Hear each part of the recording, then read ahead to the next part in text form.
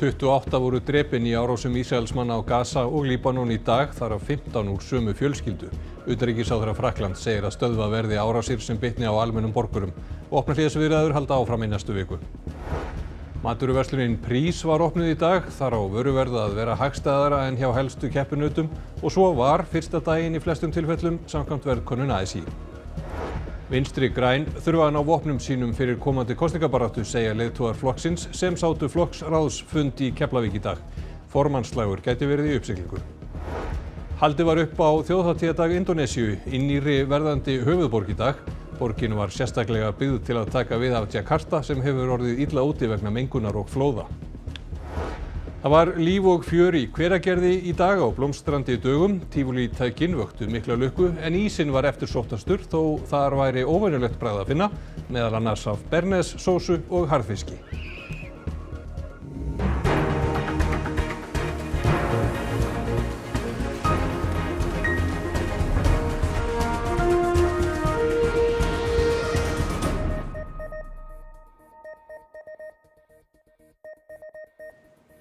Gott kvöld. Utanríkisráðherra Egyptalands segir hægt að ná samkomulagi vopnahlé á Gaza ef vilji fyrir hendi. Þó verði að hætta ögrandi árásum. 18 létust í árás á miðri Gazaströndinni og 10 til viðbótar í Líbanon. Viðræður vopnahlé á Gaza stóðu í 2 daga í Katar og halda áfram í næstu viku. Hamas-samtökin hafa lýst ummælum Bandaríkjaforseta frá í gær að það hilli undir vopnahlé sem tálsýn. Utanríkisráðherra Egyptalands var öllu bjartsýnni á blaðamannafundi með frönskum starfsbróður sínum í dag. الهامة هناك تواصل مع الطرفين الإسرائيلي والفلسطيني وإذا خلصت النوايا وإذا كان هناك إرادة سياسية فبالتأكيد يمكن التوصل إلى الاتفاق. Nous appelons toutes les parties à la plus grande retenue et mettre fin à cette logique de représailles dont les civils sont partout les premières victimes. Ísraelsmenn hafa haldið áfram árásum í dag. Minnst 18 voru drepin í árás í Savaíta í miðri Gaza. 9 börn og 15 alls voru úr fjölskyldu heildsалans Abu Ahmad sem flutti inn mat frá Ísrael. وابو جواد ما فيش هذا البرق كله مثلجات وببيع للناس وبتاجر الناس وببيع للناس وبساعد الناس وبعطي الناس. انا يعني قدام عيني مره اجت عائلات اعطاهم قال لهم الله صل عليهم والرجال كله لله في لله والرجال مسالم عنده حوالي يمكن فوق ال40 شخص مع اطفالهم طبعا كانوا موجودين. Það voru 10 drepin í árás Ísraelsmanna í suðurhluta Líbanon. Líbönsk yfirvöld segja þau hafa verið sýrlenskt flótta og verkafólk. Meðal þeirra voru kona og 2 börn hennar. Ísraelsmenn segja árásina hafa beinst að vopnageymslu Hezbollah. Matvöruverslunin Prís var opnuð í dag í Kópavogi. Framkvæmdastjórinn lofar lægra verði en keppinautarnir í öllum vöruflokkum. Við erum náttúrulega búin að leggja gríðarlega mikla vinnu í þetta síðustu vikur og mánuði til þess að þetta yrði að veruleika og í dag loksins opnuðum við dyrnar fyrir alla. Búðin opnaði klukkan 10 í morgun og tók lukkudýrið Prísarinn á móti viðskiptavinum. Greta María segir að verslunin greiði með nokkrum vörum til að geta boðið upp á lægsta verðið. Til þess að geta boðið lægra verð aðeins boðið upp á sjálfsafgreiðslu í Prís. Fréttastofa fór á stúfana og gerði verðkönnun. Í Prís kostar kíló af bönunum 239 krónur. Í Bónus ódýrast hægt að fá kílóið á 258 krónur. Millu heimilisbrauð í Prís kostar 299 krónur en 569 í Bónus. 500 grömm af Merild kaffi kosta 899 krónur í Prís og 997 í Bónus. Lítri af létt mjólk á 197 krónur í Prís en 212 krónur í Bónus. Lambi klósettpappír fæst á 999 krónur í Prís en 1279 krónur í Bónus. Hins vegar var lítri af ódýrustu ólífuolíunni í Prís á 1999 krónur en 1279 krónur í Bónus. Merkin eru þó ekki þau sömu. Og hvernig líst þér á verðin hér í búðinni? Mér sýnist þau bara að vera nokkuð góð. Svona með það sem ég þekki nú ekki kannski mikið í þessu að versla. Þetta flott verð. Þetta eru aðrar vörur sem heldur en annars þar sem ég líst vel á. Hvað áhrif heldur að verslunin hér muni hafa svona almennt á síðan matvörumarkaðinn á landinu? Það ekki gott að segja, bara spurningum að það gengur vel hjá þeim að þeir opna fleiri búðir og þá aldrei að vita. Ég yrði ekkert hissa ef að verðið yrði svo bara hækkað aftur, en mér finnst þetta fínt svona að því það hafa almennt verið svona nokkra verslanir á botninum sem hafa svona hækkað svolítið samstiga. Ég að vona að þetta svona hafi pínu þau áhrif að þau haldi aðeins aftur á sér. Já, við erum bara rosalega þakklátt fyrir viðbrögðin sem við fengið í dag og erum núna bara auðvitað aðrir að bregðast við á markaði eins og við byggumst við og það bara eins og markmiðið okkar var að bæta hag heimilanna með því að lækka matvöruverð og við vonum svo sannarlega að þetta skili sér bara í lækkari verðbólgu þannig að það skili sér til allra í landinu. Og Linda Blöndal, fréttamaður, á Smáratorgi. Hvernig hafa viðbrögð keppinauta nýju verslunarinnar verið í dag? Hafa þeir lækkað verð? Já, það nú stóra spurningin, Heiðar. Það má nú minnast á það að einstaklingar frá Krónunni og Bónus voru hér inn í prís í dag að skoða verð. En Júlían frá verðlagseftirliti ASÍ, eftirlitið hefur verið að skoða þetta í dag. Hvað hafið þið skoðað þetta og hvers hafið þið orðið vísari? Við gerðum könnun bara frá því að búðin opnaði og svo í allan dag til að bera saman verð hér við Bónus og okkur sýnast verðin hér í eiginlega öllum tilfellum vera lægri. Og eftir því sem líða tók á daginn þá hefur handfylli af vörum byrjað að lækka í Bónus en það eru vörur sem að munaði kannski 1 eða 2 krónum á. Svo það er ekki stóru bilin sem er að mjóka. Viltu nefna einhverja sérstaka vörutegund? Já, sú vörutegund sem að kannski mestur verðmunur á núna er heimilisbrauð, millu heimilisbrauð stórt, helmingi ódýrari hérna heldur en í Bónus og hefur ekki breyst í Bónus. En þær vörur sem hafa lækkað þessar 1-2 krónur í Bónus eru nokkur ostsortir. Er tilefni til að halda þessu eftirliti áfram? Að sjálfsögðu, við munum vera hérna fastagestir. Akkurat. Þá heyrum við það og það verður haldið áfram að skoða verð á milli þessara lágvöruverðsverslana og að hver samkeppnin verður en við kveðjum hérna frá Smáratorgi frá prís. Takk fyrir það, Linda Blöndal. Úkraínumenn segjast vera að styrkja stöðu sína í Kursk meðan Rússar segjast vera að hrinda sókn þeirra. Úkraínumenn sprengdu í gær brú í nágrannahéraði Kursk og segja Rússar óbreytta borgara hafa verið drepna í þeirri sprengingu. Yfirmaður flughers Úkraínu birti þessar myndir af brú yfir ána Seim í Kursk héraði sem var sprengt í gærkvöld. Hann segir flughermenn taka þátt í sókninni með því að ráðast á búnað og flutningaleiðir Rússa. Talsmaður rússneska utanríkisráðuneytisins segir sjálfboðaliða sem aðstóðuðu fólk sem var að flýja heimili sín hafa verið drepið. Forseti Úkraínu segir her sinn verið að styrkja stöðu sína. 80 þorp hafi verið hertekin í Kursk. Бачимо, що окупант несе втрати, і це корисно, дуже корисно для нашої оборони. Це стосується знищення логістики російської армії і витрати їхніх резервів. Þá hafi rússneskir hermenn verið teknir og þar með sé hægt að nota þá í skiptum fyrir úkraínska fanga sem séu í haldi í Rússlandi. Rússar segjast hins vegar hafa hrundið sókn Úkraínumanna við 3 þorp. 3000 manns hafa verið flutt frá heimilum sínum í Kursk undanfarinn sólarhring. Árásum líka haldið áfram í Úkraínu. 2 særðust í árás á íbúðarhverfi í Súmi í norðausturhluta landsins. Sókn Úkraínu inn í Rússland virðist enn sem komið ekki hafa áhrif á sóknarþunga rússneska hersins í Úkraínu. Fyrrverandi eigendur Skagans 3X á Akranesi hafna því að hafa staði í vegi fyrir endurreist félagsins. Þetta kemur fram í tilkynningu frá Grenjum, félagi í eigu Ingólfs Árnasonar sem á fasteignir fyrirtækisins. Vilhjálmur Birgisson, formaður verkalýðsfélags Akranes, sagði í fréttum í gær að félagi vildi greinilega ekki stuðla að því að Skaginn 3X héldi áfram rekstri á Akranesi. Í tilkynningu segir að það sé sárt að sitja undir uppspuna og óhróðuri slíkt. Forsvarsmenn félagsins hafi ekki fengið að taka þátt í viðræðum við væntanlega kaupendur. Nýtt þjónustuhús sem nýlega var tekið í notkun við Hengifoss í Fljótsdal gerbreytir aðstöðu fyrir ferðamenn. Leið hófst gjaldtaka við fossinn sem ætlað að standa undir kostnaði við rekstur staðarins. Það komu 114.000 ferðamenn að Hengifossi í fyrra og aðsóknin síst minni í ár. Aðstaða fyrir alla þessa gesti var afar takmörkuð. Eina rauninni byggingin sem var hérna voru salerni, það voru 2 salerni hérna sem að önnuðu náttúrulega að sjálfsögðu ekki gestum. Í fyrra sumar var svo byggt myndalegt þjónustuhús sem nú tilbúið. Í dag erum við með 7 salerni, almenningssalerni fyrir ferðamanna sem kemur hingað. Við erum einnig með sal sem við höfum þó ekki opnað að fullu. Salurinn verður í fyrstu nýttur til sýningarhalds en eftir á að móta endanlega hvert hlutverk hans verður. Bílastæði við húsið voru einnig stækkuð og settar upp hleðslustöðvar. Þá hafa verið gerðar endurbætur á göngustígum við fossinn og þeim fjölgað. Það hefur alltaf verið farið innan við gil, bæði upp og niður, upp á fossi en í fyrra þá lögðum við stíg hinum megin líka þannig að nú komin hringleið. Fljótsdalshreppur stendur á þessum framkvæmdum. Þjónustuhúsið kostaði 255 milljónir króna en þar af fengust 55 milljónir úr framkvæmdasjóði ferðamannastaða. Og nú hafin gjaldtaka við Hengifoss. Rukkaðar eru 1000 krónur fyrir fólksbíl en gjaldið breytist eftir því sem bílarnir stækka.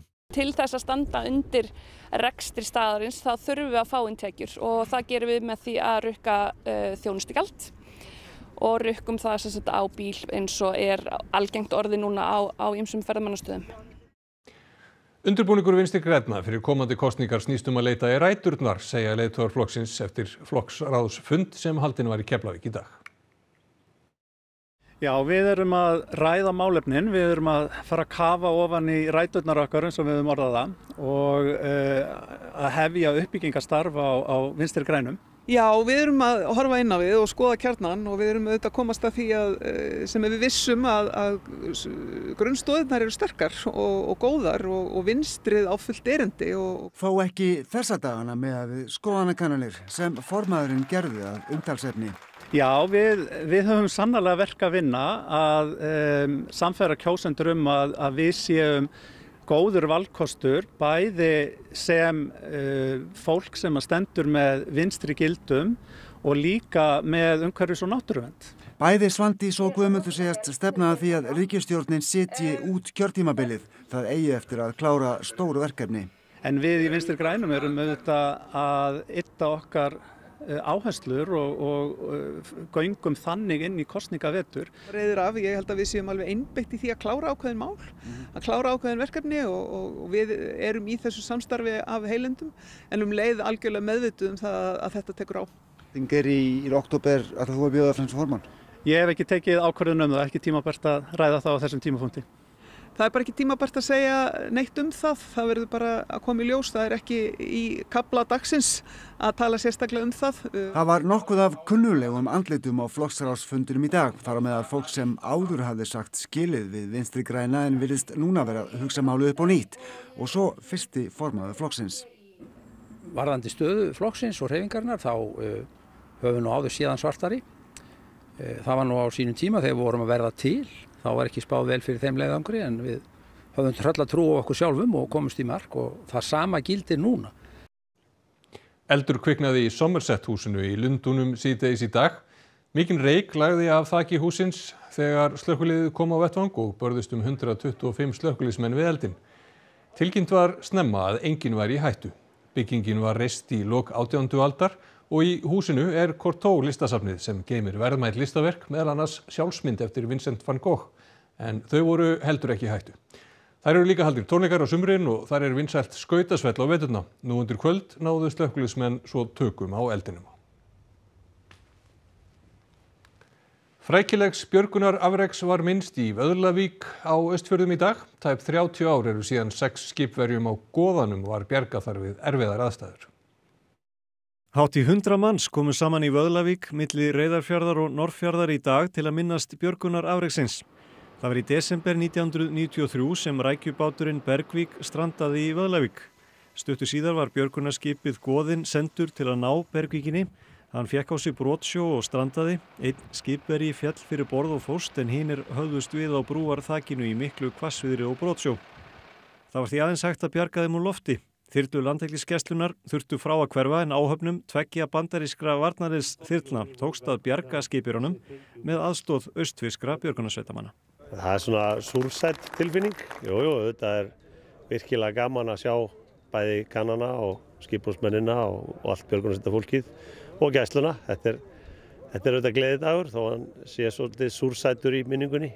Nokkri bandaríkjamenn sem tóku þátt í björgunar aðgerðunum voru í Vöðlavík í dag og minningin þennan hildarleik lifir í huga þeirra eins og annara.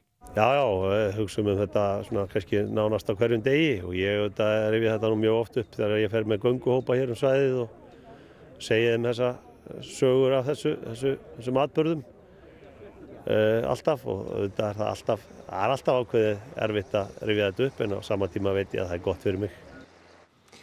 Rauðu örvarnar, sveit breska flughersins kom við á Keflavíkurflugvelli í dag. Sveitin hefur haldið nokkrar flugsýningar hér á landi síðustu áratugi en kom hingað á leið sinni til Kanada og flugsýningar.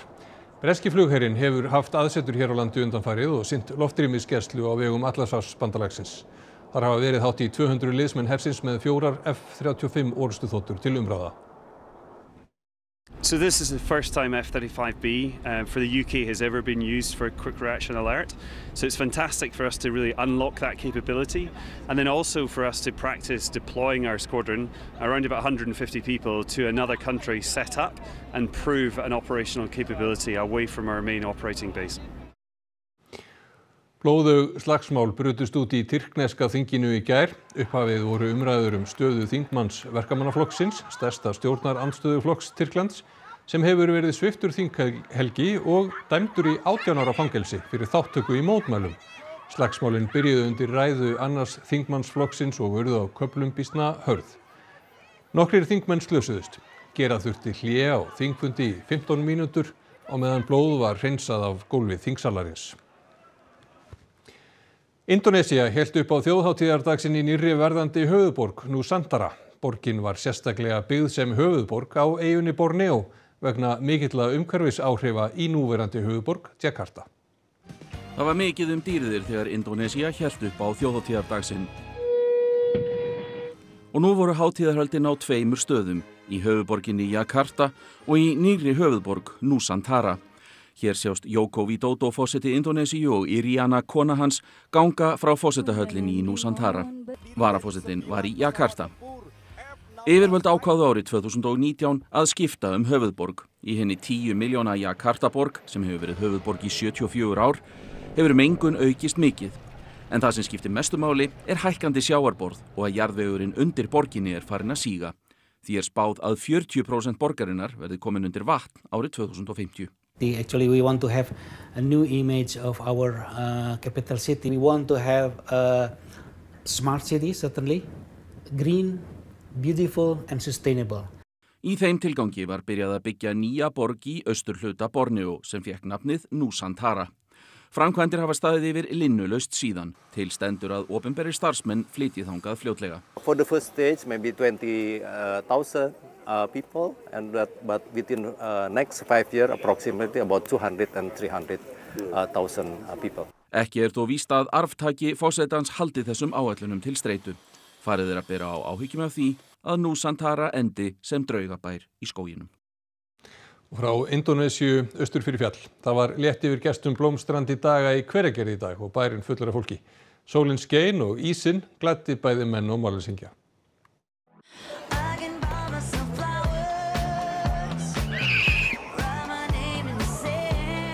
Hveragerðingar voru sannarlega heppnir með veður í dag þegar fjölskylduhátíðin blómstrandi dagar náði hámarki.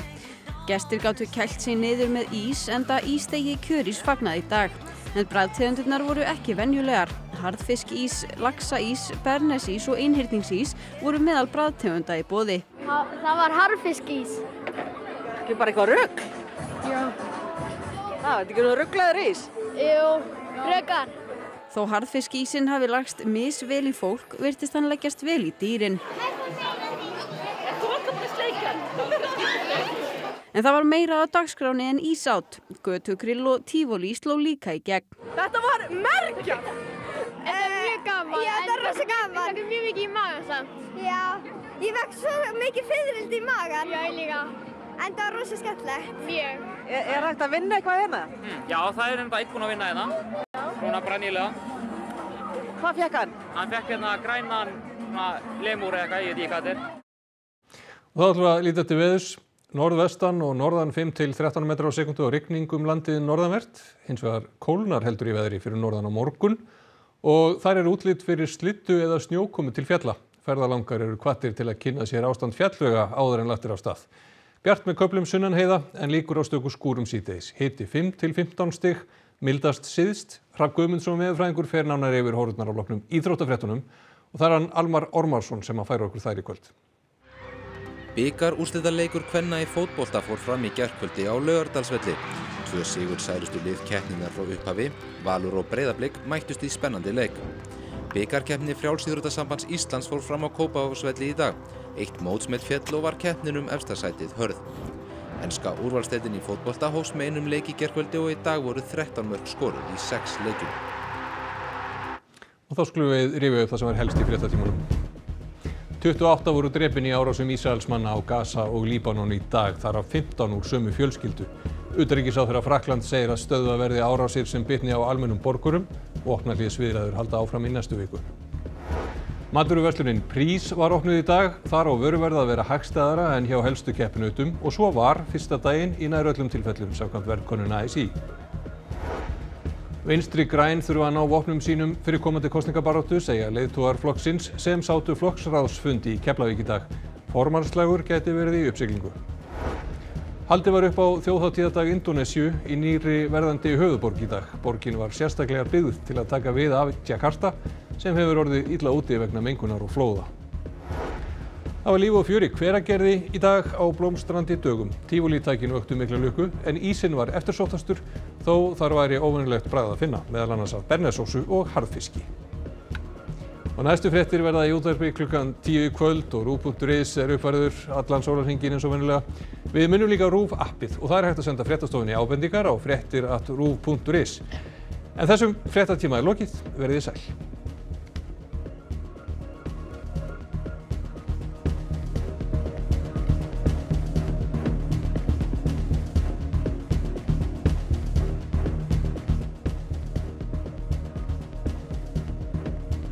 Kvöld á RÚV. Bergmál úr geimnum. Hópur ungmenna fær dulkóðuð skilaboð í símana sína. Þau halda í leiðangur í leit að sendandanum og finna litla geimveru sem þarfnast aðstoðar þeirra.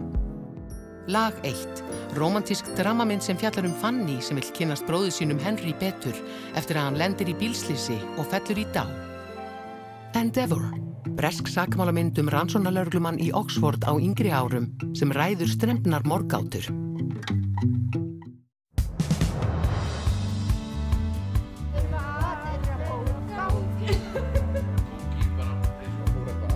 Þú ert alltaf að mála eða ekki? Nú ertu bara að byrja að sauma? Sauma, já.